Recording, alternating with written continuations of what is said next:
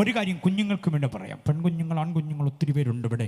ഇന്ന് രാത്രി കേട്ടോണേ, ചെയ്യുവാൻ ശ്രമിക്കുന്ന ഭയങ്കര പോരുകളുണ്ട് ഈ ലോകത്തിൽ. ഈ ആധുനിക ലോകത്തിൽ നിങ്ങളെ തെറ്റിക്കുക, നിങ്ങളുടെ സ്മാർട്ട്നെസ്, നിങ്ങളുടെ സൗന്ദര്യം, നിങ്ങളുടെ ശരീര അവയവ പുഷ്ടി കണ്ടു മോഹിച്ച് നിങ്ങളെ പാട്ടിലാക്കാൻ ശ്രമിക്കുന്ന ചില പോരാട്ടങ്ങളുണ്ട്. തെറ്റിച്ച് കളയാൻ ശ്രമിക്കുന്നവരുണ്ട്. പ്രാർത്ഥിക്കുന്ന മമ്മിയിൽ നിന്ന് നിന്നെ അടർത്തിക്കൊണ്ടുപോവുക, സഭയ്ക്ക് പ്രയോജനം ചെയ്യുന്ന അപ്പനിൽ നിന്ന് നിന്നെ അടർത്തിക്കൊണ്ടുപോവുക, സഭയ്ക്ക് പ്രയോജനം ചെയ്യുന്ന നിന്നെ വഴിയാധാരമാക്കുക, വേറെ ചില മതങ്ങളെ പറഞ്ഞ് പ്രോത്സാഹിപ്പിച്ച് നിന്നെ അതിലേക്ക് വശീകരിച്ചു കൊണ്ടുപോവുക. അങ്ങനെയുള്ള ചില തെറ്റായ നടപടികളുണ്ട്. ഒറ്റ അധ്യായത്തിൽ 4 വാക്യങ്ങൾ കുഞ്ഞുങ്ങൾക്ക് ഞാൻ സ്പോൺസർ ചെയ്യുകയാണ്. വേഗം തുറന്നേ, കൊലോസ്യ ലേഖനം 2-ാം അധ്യായം വേഗം എടുക്കുക. കൊലോസ്യ ലേഖനം 2-ാം അധ്യായം. കൊച്ചു കുഞ്ഞുങ്ങൾ മുതൽ മുകളിലേക്കുള്ളവരെല്ലാവരും കേൾക്കണം. പഠനകാലത്തിലും ഉപരിപഠനകാലത്തിലും ഉപജീവനത്തിലുമായിരിക്കുന്ന കുഞ്ഞുങ്ങളൊക്കെ കേട്ടോണം. വിവാഹിതരായ യുവത അതുപോലെ അവിവാഹിതരായ യുവത ശ്രദ്ധിച്ചോണം ഈ വാക്യങ്ങൾ. കൊലോസ്യ ലേഖനം 2-ാം അധ്യായത്തിലെ 4 വാക്യങ്ങൾ ഞാൻ തരാൻ പോകുക. നിങ്ങളുടെ വിശ്വാസ ജീവിതത്തിൻ്റെ വഴിത്താരയിൽ നിങ്ങൾ ഉപരിപഠനത്തിന് മാംഗ്ലൂരോ പൂനെയിലോ താനെയിലോ മുംബൈയിലോ കൊൽക്കത്തയിലോ ദില്ലിയിലോ വിശാഖപട്ടണത്തോ വിജയവാഡയിലോ വേറെ ഏതെങ്കിലുമൊക്കെ കോസ്മോപൊളിറ്റൻ സിറ്റികളിലോ അതല്ലെങ്കിൽ ഇന്ത്യയുടെ വ്യോമാതിർത്തി കടന്ന് അടുത്ത രാജ്യത്തിലോ ചേക്കേറുമ്പോഴും മറക്കരുത്, ജീവിതത്തിൽ നീ വാടി വീഴാതിരിക്കാൻ, നീ വേറൊരു മതത്തിൻ്റെ കെണിയിൽ പെട്ടുപോകാതിരിക്കാൻ, നിന്നെ പ്രണയിക്കുന്നു സ്നേഹിക്കുന്നു എന്നൊക്കെ പറയുന്ന ഒറ്റ വ്യക്തികളുടെ വശീകരണത്തിൽ നീ വീണു പോകാതിരിക്കുക. നിനക്ക് വേണ്ടി ഒഴുക്കിയ അപ്പൻ്റെയും അമ്മയുടെയും കണ്ണുനീര് സഭ നിനക്ക് വേണ്ടി മധ്യസ്ഥത ചെയ്ത് നഷ്ടമാകാതിരിക്കുക. നീ കാത്തുകൊള്ളേണ്ട 4 പ്രധാന മുന്നറിയിപ്പുകൾ. മൊത്തത്തിൽ മുന്നറിയിപ്പുകളുടെ പ്രസംഗമാകട്ടെ. കൊലോസ്യ ലേഖനം 2-ന്റെ 4-ാം വാക്യം നോക്കിക്കേ. വശീകരണ വാക്കുകൊണ്ട് ആരും നിങ്ങളെ ചതിക്കരുത്. ഉണ്ടോ? സ്വോത്രം പറയാമോ? മമ്മിമാർക്കും പപ്പമാർക്കും നമ്മുടെ കുഞ്ഞുങ്ങളുള്ള ദൂതാണ് ദൈവവചനത്തിൻ്റെ. വശീകരണ വാക്കിൽപ്പെട്ട് നമ്മുടെ മോൻ ചതിക്കപ്പെട്ടു പോകാനിടയാകരുത്. വശീകരണ വാക്ക് കേൾക്കുമ്പോഴേ അവർക്കതിനെക്കുറിച്ച് ബോധ്യമുണ്ടാകണം. നന്നായി പ്രാർത്ഥിക്കും, നന്നായി പാടും, നന്നായിട്ട് കാര്യപരിപാടികൾ ചെയ്യും. പക്ഷേ ഇടവഴിയിൽ പെരുവഴിയിൽ തെരുക്കോണിൽ ഒരു വല്ലാത്ത വരാന്തയിൽ ചില മരച്ചുവട്ടിൽ കോളേജിൻ്റെയോ സ്കൂളിൻ്റെയോ ക്യാമ്പസിൻ്റെ ഒറ്റപ്പെട്ട ഇടങ്ങളിൽ അവർ ഒറ്റയ്ക്കായി പോകുമ്പോൾ കേൾക്കേണ്ടി വരുന്ന ചില വാചകങ്ങളുടെ മുമ്പിൽ അടിപതറിപ്പോകേണ്ടി വരും. പാട്ടിൻ്റെ താളത്തിനൊത്ത നൃത്തച്ചുവടുകളോടെ ആരാധിക്കുന്ന പല കുഞ്ഞുങ്ങളും അബദ്ധസഞ്ചാരം ചെയ്യേണ്ടി വന്നിട്ടുണ്ട് ഈ വാക്യത്തിൻ്റെ വെളിപ്പാടില്ലാത്തത് കൊണ്ട്. ഈ രാത്രി സമയം അല്പം നീണ്ടാലും ഈ വാക്യം കൊണ്ടുപോകണം. 2-ന്റെ 4 വശീകരണ വാക്കുകൊണ്ട് ആരും നിങ്ങളെന്തോ ചെയ്യരുത്, ചതിക്കരുത്. അതാണ് നമ്മളെ പ്രോത്സാഹിപ്പിക്കുന്ന, അനുമോദിക്കുന്ന, ആശംസിക്കുന്ന നിരവധി ആളുകളുടെ ഉള്ളത്തിൽ ദുഷ്ലാക്ക് നീ തിരിച്ചറിയണം. അതുകൊണ്ട് ഞാൻ കുഞ്ഞുങ്ങളോട് പറയാം, എത്ര വലിയ വിദ്യാസമ്പന്നത നേടിയാലും ആത്മീക വിവേചനത്തിൻ്റെ വരത്തെ പ്രാപിച്ചോണം. കേൾക്കുന്നതിന് വിവേചിക്കാൻ കഴിയണം, വ്യക്തികളെ വിവേചിക്കാൻ കഴിയണം, താങ്കൾക്ക് ലഭിക്കപ്പെട്ട പൂച്ചണ്ടിനെ വിവേചിക്കാൻ കഴിയണം. ഇതെന്തുദ്ദേശമാണ് ഇതിൻ്റെ പിന്നിൽ? WhatsApp, YouTube, Facebook, Twitter, Instagram അടക്കമുള്ള സോഷ്യൽ മീഡിയയുടെ തരംഗങ്ങളിലൂടെ വരുന്ന ഗുഡ് മോർണിംഗ്, ഗുഡ് നൈറ്റ്, കഴിച്ചോ കുടിച്ചോ ഉടുത്തോ എന്നൊക്കെ ചോദിക്കുന്ന വാചകങ്ങളുടെ പിന്നിലുള്ള ദുഷ്ലാക്കിനെ നീ തിരിച്ചറിയണം. ചില ഞരമ്പ് രോഗിക്ക് ആകെ അറിയാവുന്നൊരു ഇംഗ്ലീഷ് വാക്ക് ഐ ലവ് യു. പറഞ്ഞത് ഇങ്ങനെ എഴുതിത്തരാൻ പറഞ്ഞാൽ അതിൻ്റെ സ്പെല്ലിങ് അവൻ അറിയത്തില്ല.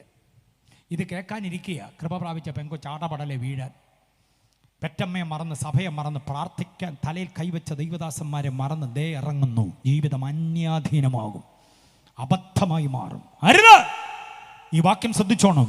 ആരും വശീകരണ വാക്കുകൊണ്ട് നിന്നെ എന്തോ ചെയ്യരുത്, ചതിക്കരുത്. യോസഫിനെ മാതൃകയാക്കണം, ദാനിയേലിനെ മാതൃകയാക്കണം, നെഹമ്യാവിനെ മാതൃകയാക്കിക്കോണം, രൂത്തിനെ മാതൃകയാക്കണം. ഉണ്ടോ? അങ്ങനെ അനുഗ്രഹിത താരങ്ങളുണ്ട്. ഏറ്റവും നല്ല മാതൃക. 2-ാമത്തെ വാക്യം നോക്കിക്കേ. 8-ാമത്തെ വാക്യം 2-ന്റെ 8. തത്വജ്ഞാനവും വെറും വഞ്ചനയും കൊണ്ട് ആരും നിങ്ങളെന്തോ ചെയ്യരുത്, കവർന്നു കളയരുത്. കവർന്നു കളയരുത്. മക്കളെ, നിന്നെ പൂനെയിലേക്ക് വിട്ടത്, താനയിലേക്ക് വിട്ടത്, മുംബൈയിലേക്ക് വിട്ടത് വേറെ ആരാണ്ട് നിന്നെ കൊത്തിക്കൊണ്ട് പോകാനല്ല.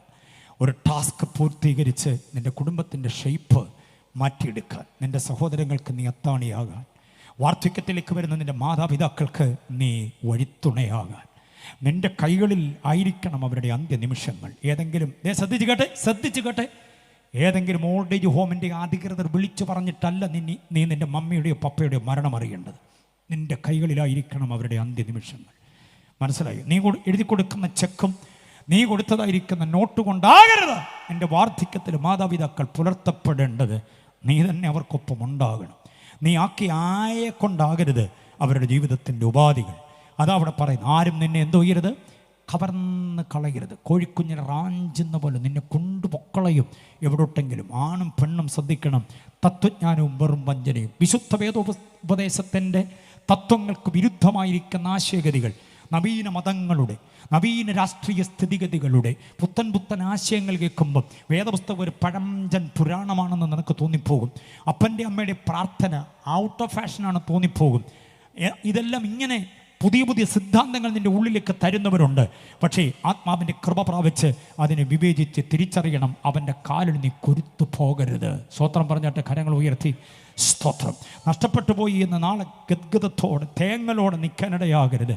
ഒരു ദൈവദാസന് കുടുംബവും നിൻ്റെ സഭയിലെ അനുഗ്രഹിക്കുന്നു. ഇവിടെ ഇരിക്കുന്ന ദൈവദാസന്മാരെയൊക്കെ നോക്കിക്കേ. രാത്രികളെ പകലാക്കി നിങ്ങളുടെ പേര് പറഞ്ഞ് പ്രാർത്ഥിക്കുന്നവരാ.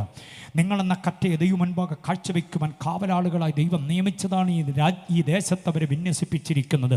അവർക്ക് അപമാനമുണ്ടാക്കാതെ വിശുദ്ധിയോടെ നിന്നോണം. ആരും നിന്നെ കവർന്നു കളയാൻ അനുവദിക്കരുത്. Praise the Lord. അടുത്ത 16-ാം വാക്യം നോക്കിക്കേ. 16-ാമത് വാക്യം. വാവ ശബത്ത് തിരുനാൾ ഭക്ഷണ കാര്യങ്ങളിൽ ആരും നിങ്ങളെ എന്തോ ചെയ്യരുത്, വിധിക്കാൻ പാടില്ല. ആ പദം മറക്കരുത്. ആരും നിങ്ങളെ ചതിക്കരുത്, ആരും നിങ്ങളെ കവർന്നു കളയരുത്, ആരും നിങ്ങളെ വിധിക്കരുത്. വിധിക്കരുതെന്ന് പറഞ്ഞാൽ എന്താ? നീ എന്താ ഇങ്ങനെ നടക്കുന്നത്? നീ എന്താ ഇന്നാരുടെ കൂടെ കണ്ടല്ലോ, നിന്നെ ആ ഇടവഴി കണ്ടല്ലോ, നിന്നെ ആ വീട്ടിൽ കണ്ടല്ലോ, നീ എന്താ ഇതുവഴി, നിങ്ങളെന്താ ഇങ്ങനെ എന്നൊരു ചോദ്യം ആരും നമ്മോട് ചോദിക്കാനിടയാകാതെ ജീവിത വിശുദ്ധിയുടെ നേർക്കാഴ്ചയായി നിലകൊള്ളണം. പെന്തക്കോസ്തിൻ്റെ തനതുപദേശ സംസ്കൃതിയിൽ നിന്ന് മാറിപ്പോകരുത്. എത്ര പ്രലോഭനങ്ങൾ ഉണ്ടായാലും, എത്ര പ്രതിസന്ധികൾ ഉണ്ടായാലും, എത്ര വെല്ലുവിളികളുണ്ടായാലും പെന്തക്കോസ്തിനെ തനതായി മുറുകെ പിടിക്കാൻ കഴിയണം. നമ്മുടെ പിതാക്കന്മാർക്ക്, കുഞ്ഞുപെങ്ങന്മാർ ശ്രദ്ധിച്ച്, എൻ്റെ കുഞ്ഞനുജന്മാർ ശ്രദ്ധിച്ച്, ജ്യേഷ്ഠ സഹോദരങ്ങൾ ശ്രദ്ധിച്ച്, നമ്മുടെ പിതാക്കന്മാർക്കാർക്കും പെന്തക്കോസ്ത് ഒരു തെറ്റുപറ്റിയതല്ലെന്ന് പഠിച്ചോണം. അത് ദൈവ നിയോഗത്താൽ അവർ പ്രാപിച്ച അനുഗ്രഹമാണ്. അതിനെ പ്രാപിച്ചെടുത്തുകൊണ്ട് അതിന് പിന്തുടർച്ചക്കാരായി മാറണം. അതിനകത്ത് വേറെ പരിഷ്കരണങ്ങൾ വരുത്തണ്ട.